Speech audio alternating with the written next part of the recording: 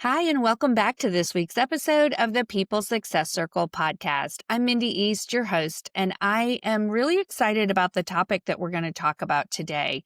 The title of this episode is What Works When It Comes to Getting Hired.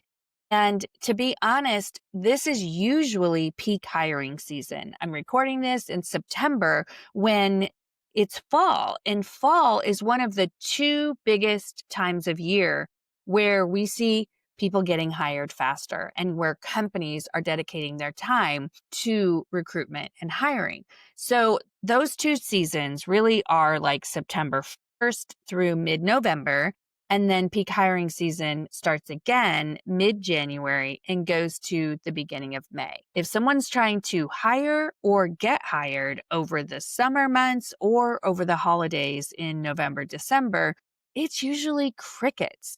And there's a lot of reason for that, mainly because their employees are on vacations, even job seekers are on vacation, and it's just a quiet time. So now we are in peak hiring season. And so you might be saying, well, Mindy, why are we worried about hiring in peak hiring season? This should be going really well. Well, unfortunately, hiring is slower, even though it's peak hiring season. And I want to talk to you first about some of the reasons why that's the case. You've likely seen it on the news. Unemployment is higher than it's expected to be. And the number of new job growth is also lower than it's expected to be. And so when headlines like that come out, people start to get really scared and they think, gosh, there's no jobs out there. And you're probably also seeing, big companies in the headlines saying that they're laying off or that they're slowing hiring or on a hiring freeze. And I have to tell you, I believe that all of this is true. I believe that unemployment is increasing slowly. And I do believe there are less new jobs created. But one thing that you have to remember is that there are still thousands of companies that are actively hiring, and there are still industries that are doing really, really well. And so before you come into this episode with the mindset of the reason I'm not getting hired is because there aren't jobs out there right now, I want to ask you to pause and be open to listening that maybe there are jobs out there right now, and just maybe your strategies for job seeking aren't working. One of the services that my company provides is career consulting to mid-career professionals as well as early career professionals. And I will say our phone is ringing a lot. People are having a hard time getting hired. In fact, one person said to me, Mindy, I'm done. I can't do this job search. I feel like I've tried everything. I'm defeated. I'm depressed. I'm angry. And I just feel like I have to give up. And my response to him is, first, tell me what things you've been doing to get hired. And second of all, would you be open to some new strategies that are proven to be effective? And, after we really talked through it, he said, you're right. I am relying on the things that you're telling me are not working anymore. And so let's start there. Let's start by talking honestly about the way that people are job searching that is really not effective anymore. And the most common way that people are job searching is through online applications. And unfortunately, the statistics tell us that less than 2% of people who apply online are getting hired.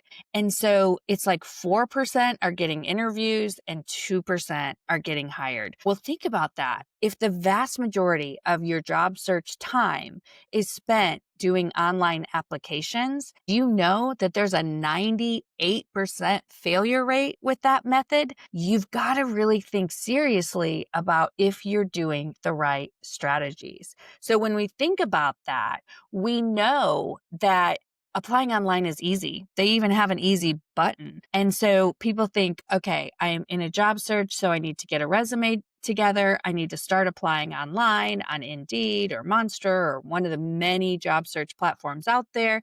And then they think that's how I need to do it. That's what I'm going to do. So every day they wake up and they look at the job postings from the day before and they hit easy apply. And they really hope that someone will find them employable. They hope that someone will see their resume and they'll be like, I'm going to interview that person. I'm going to hire that person. And the truth is, you're a needle in a haystack because job recruiters are getting hundreds and thousands of applicants. And so to get noticed online is harder than ever. And honestly, AI isn't helping. I love AI. I think it's very important to use in your job search. But when it comes to an employer perspective, and when they have AI reading your resume and your application before a person does, it actually decreases the chances of you getting an interview.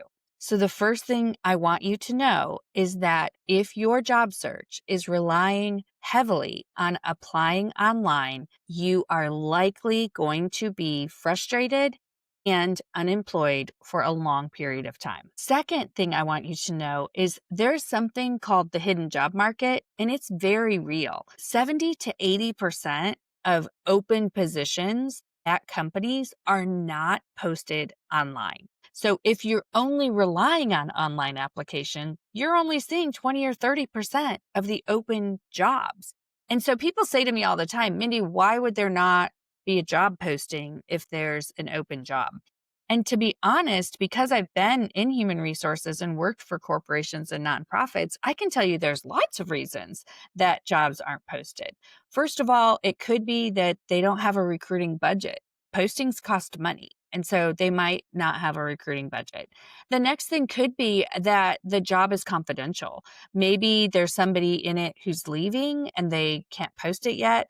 Maybe they have a few people lined up internally, and so they haven't opened it up to the external pool yet.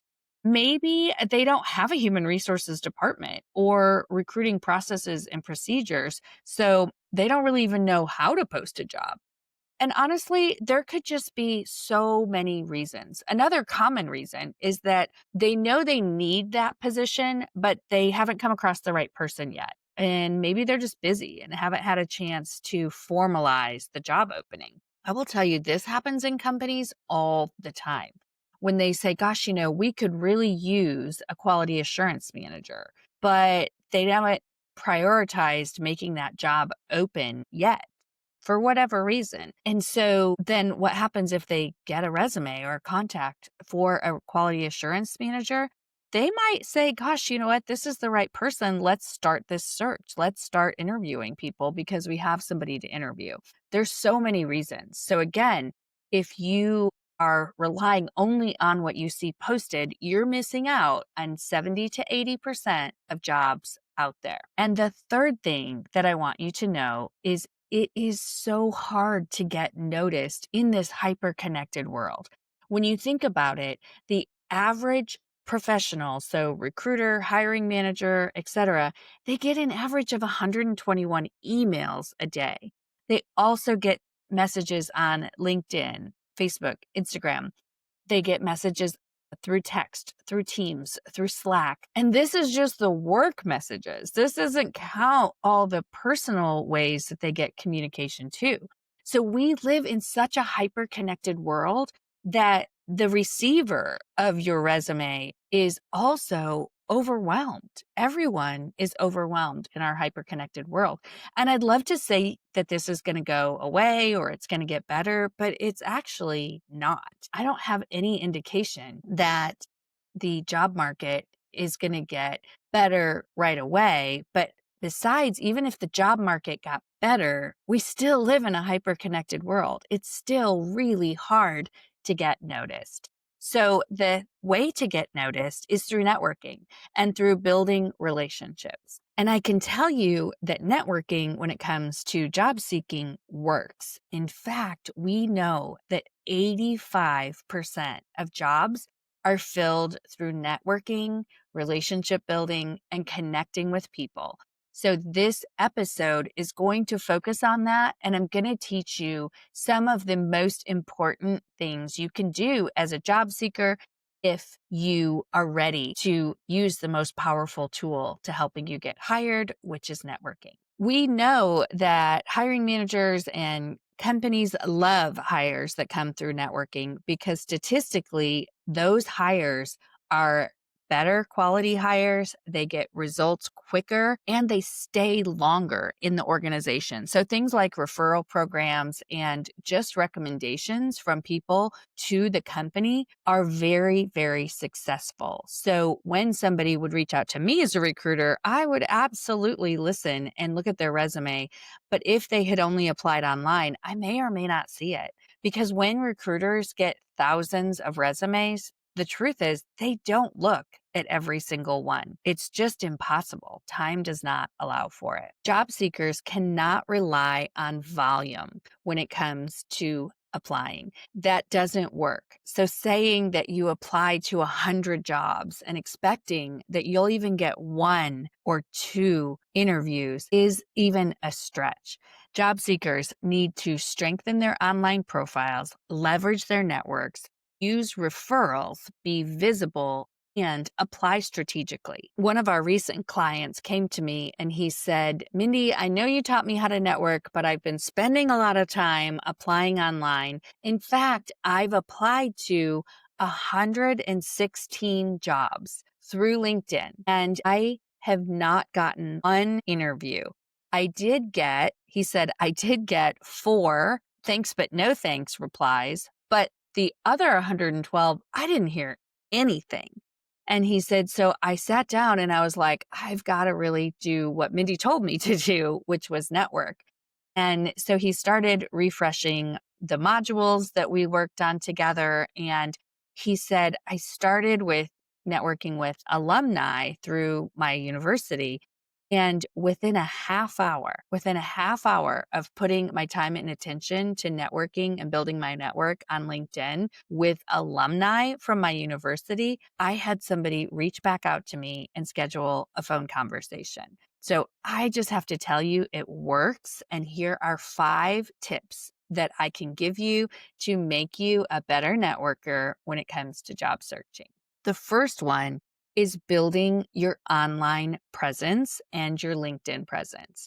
So whether we like it or not, there are 2 types of networking now. One is the in-person networking that you think of, but also the other one is virtual networking. And so I have people tell me all the time, I don't really want to use networking on LinkedIn. I don't really want to have an online presence. But because we live in this hyper-connected world, if we rely solely on in-person networking, it's going to be slower and we're going to miss out on so many additional people that we could meet. So the first tip is increase your online presence, specifically with LinkedIn. And here's why I'm telling you this. Recruiters and hiring managers rely heavily on LinkedIn for sourcing.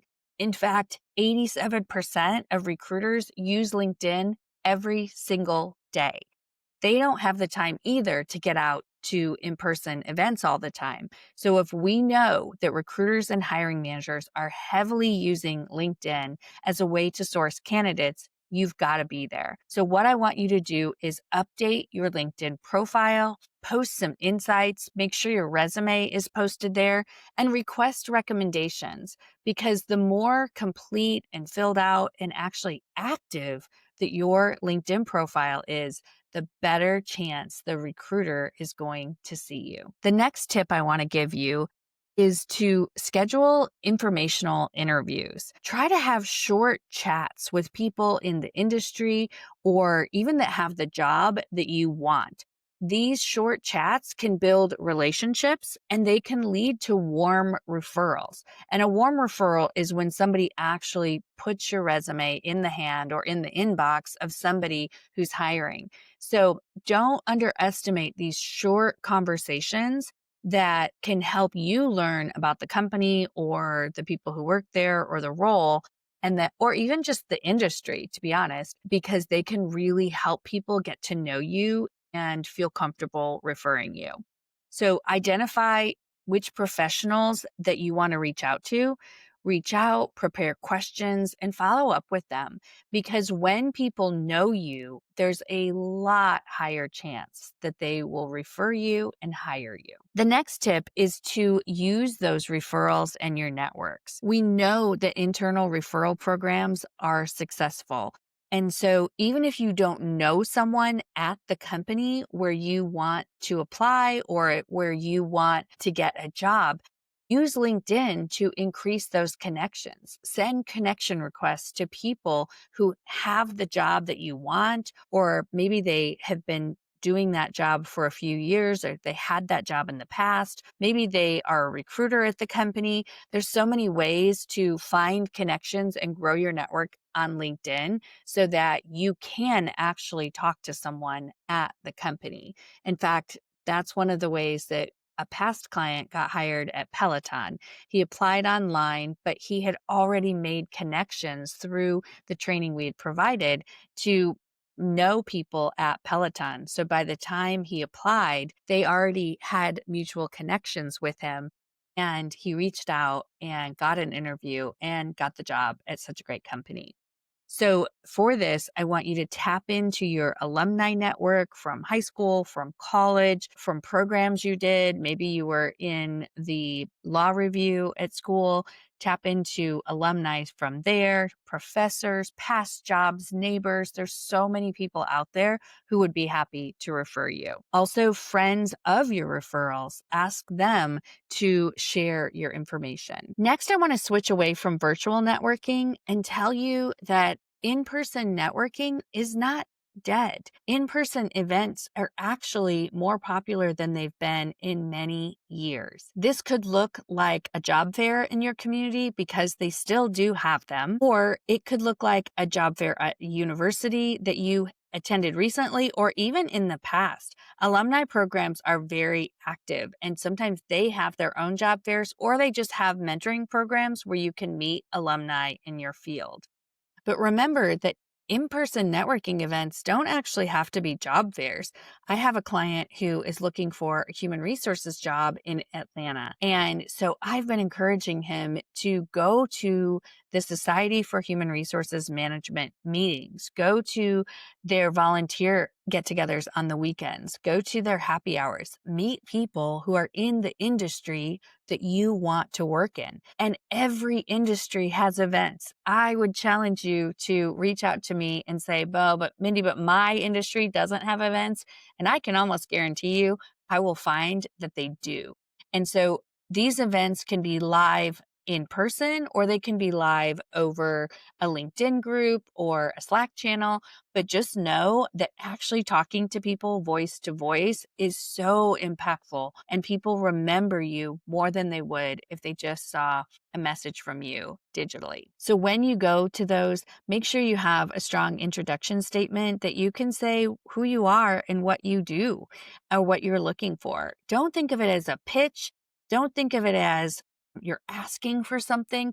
You don't need to go in asking for a job. You just need to simply say, when someone says, "So Mindy, what do you do?" You could actually just say, "I'm currently looking for a new opportunity in human resources." You don't even have to say that you're looking for a job, because they know if you just say you're looking for a new opportunity, that you're looking for a job. So don't go into these events thinking you're asking someone for something, because you truly aren't. You're building your network and you're building relationships. The last tip I want to give you for networking to find a job is to be consistent and focus on adding value.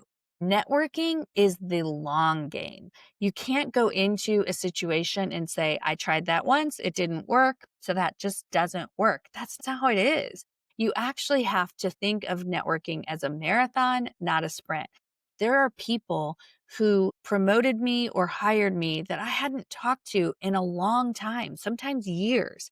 And they remembered me and reached out to me to say, "Hey, would you be interested in applying for this role?" And that can happen to you too, if you focus on keeping in touch with people and keeping that relationship going.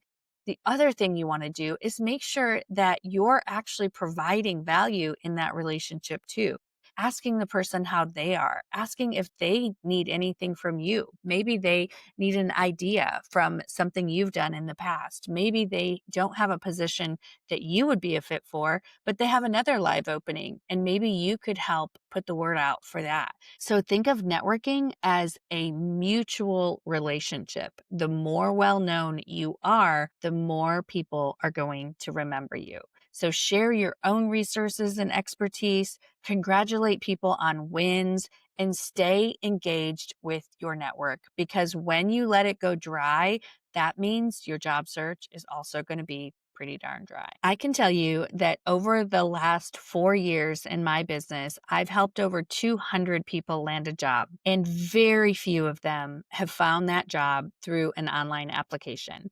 Now, I'm not saying to never do it, but if you know that 2% is the success rate for getting a job through applying online, then you are wasting your time if that is your primary strategy. But on the flip side, if you know that 85% of jobs are hired through networking, then 85% of your time and your strategy needs to be devoted to networking. Cold applications yield very low results, but we know that networking wins and it works. So here are some action steps that I want you to do this week, right after you listen to this episode.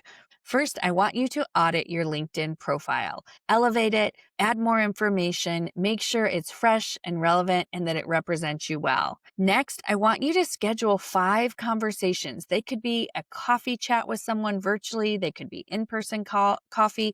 They could just be a phone conversation, but pick 5 people in your network that you want to connect with this week. Number 3, ask for at least 1 referral. Talk to somebody who works at a company that you are interested in, or somebody who you know from a previous company, and actually talk to them about if they can refer you for a job, because referrals work all the time. Next, I want you to think about attending 1 in-person networking event. Just 1, just to get your feet wet and actually get out from behind your computer. These events are such a great way to make sure you are known. And lastly, set weekly goals for networking and for applications, and make sure that the vast majority of your time is spent networking. In closing, I want to acknowledge that we are in a challenging job market, but that does not mean that you cannot get hired. In fact, quite the opposite. If you use networking as your main strategy, I can promise you that those job offers will come faster than you know it. I want you to focus on smart, strategic networking, and remember that your next opportunity often comes through people and not job postings. If you are interested in learning how to network, how to elevate your LinkedIn, how to prepare for in-person events, etc., make sure you click the link in the show notes, because I am launching something called Networking School. It's for job seekers, for business owners, for professionals, really anyone who wants to expand their network. It's a low-ticket membership offer, and it is designed to help you elevate those networking skills and to be known. So check the show notes. Before I end this episode, I want to ask that if this resonated with you and if you enjoyed it, I want you to give us a 5-star review so that more people know that this is a podcast worth listening to. I also want you to share it with somebody that you know who's looking for a job. We all know somebody, and the tips in this episode are the ones that are going to help people get hired. Until next time, I hope you have a great week, and I look forward to seeing you in the next episode.